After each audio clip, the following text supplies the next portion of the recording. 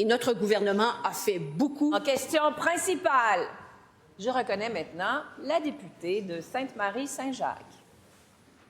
Madame la Présidente, depuis que je suis élue, le premier ministre se pavane en disant que l'éducation, c'est sa grande priorité. Bien, ça paraît pas sur le terrain. L'an dernier, à pareille date, le vérificateur général nous rappelait la triste réalité qu'au Canada, le Québec est le dernier de classe en matière de réussite scolaire chez les enfants autochtones. Le vérificateur général sommet le gouvernement de rectifier le tir. Quelle a été la réponse de la ministre de l'Éducation? Arrêter de participer depuis janvier à la table nationale sur la réussite éducative des élèves autochtones. Tout le monde est là. Allochtones, autochtones, conventionnés, services scolaires, syndicats, le Conseil en éducation des Premières Nations et bien d'autres. Qu'est-ce qui manque, Madame la Présidente? Le gouvernement. Est-ce que la ministre responsable de l'Éducation, dont le ministère avait la coprésidence, peut nous expliquer pourquoi elle refuse d'y aller à la table? La réponse de la ministre de l'Éducation. Oui. Madame la Présidente, j'arrive justement vendredi de l'inauguration d'une école fantastique dans la communauté CRI. 2 écoles fantastiques, école secondaire, école primaire, dont on doit tous être fiers comme Québécois. Une école qu'on est allé inaugurer avec mon collègue, ministre responsable des Affaires autochtones, et avec certains collègues de l'Assemblée nationale.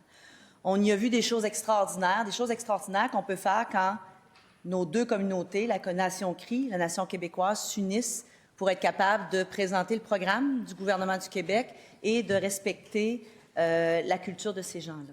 Donc, on voit, Madame la Présidente, qu'est-ce qu'on peut faire pour travailler, comment on peut arriver à des réussites extraordinaires. Et c'était aussi ça, cette belle école-là, le chemin de la réconciliation, c'est ce qu'on a vécu vendredi.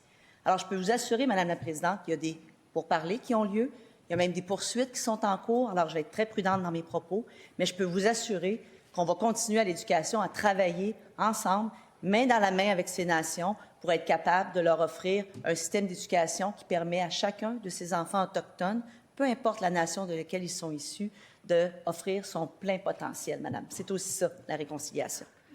Première complémentaire. Madame la Présidente, pas plus tard que la semaine dernière, le protecteur du citoyen, de son côté, nous disait que l'absence à la table du gouvernement ne permettait pas d'avancer alors que c'est nécessaire, alors que le pourvoi dont vient de parler la ministre n'avait aucun effet sur la responsabilité qu'ils occupent. Si la ministre de l'Éducation, elle, ne veut pas expliquer pourquoi elle n'est pas à la table, est-ce que la ministre de l'Enseignement supérieur pourrait nous l'expliquer? Il y a une place, eux autres aussi. La réponse du ministre responsable des Relations avec les Premières Nations et les Inuits. Oui, merci beaucoup, Mme la Présidente, puis merci à ma collègue pour sa question. Puis effectivement, on cherche une solution avec le CEPN, parce qu'au final, on veut la même chose, mais je vais être prudent parce qu'on est devant les tribunaux.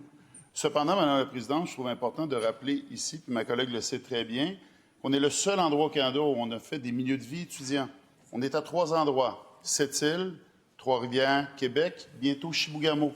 Madame la Présidente, on n'a pas fait des dortoirs, on n'a pas fait des résidences étudiantes comme on le connaît traditionnellement. On s'est adapté à chacune des nations qui sont présentes dans ces secteurs-là. Et je suis sûr que ma collègue l'a vu, c'est une réussite, c'est merveilleux. Mais c'est pas terminé, on le sait. On a changé ensemble le curriculum, on a changé beaucoup de choses dans l'apprentissage. Et ma collègue, tantôt, vous parlait d'une école qu'on a inaugurée ensemble. Ils l'ont fait attendre dans les budgets. Deuxième complémentaire. Ça, là, c'est pas moi qui l'invente. C'est le vérificateur général qui, la semaine dernière, l'année dernière, vous a donné la responsabilité d'avancer, de faire que le Québec soit pas le dernier de classe. Je veux bien des belles écoles, je veux bien les milieux de vie. L'enjeu, vous n'allez pas à la table sur Madame la députée, c'est bon pour vous aussi. Vous vous adressez à la présidente, pas directement. C'est la règle. Le gouvernement ne va pas à la table de réussite scolaire des enfants autochtones depuis le mois de janvier, alors que c'est le seul endroit où on travaille main dans la main, gouvernement et autochtones. Qu'est-ce que vous attendez? La réponse de la ministre. Oui, Madame la Présidente, je pense que j'apprendrai pas à ma collègue que c'est pas ici l'endroit pour discuter de ce qui se passe dans les négociations.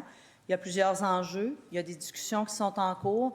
Je peux rassurer ma collègue qu'on va faire tout ce qu'on peut pour être capable de trouver, j'ai l'impression de retomber dans mes anciens souliers, une voie de passage. Comme d'habitude, on partage les mêmes objectifs. Je suis convaincue qu'on va trouver une solution.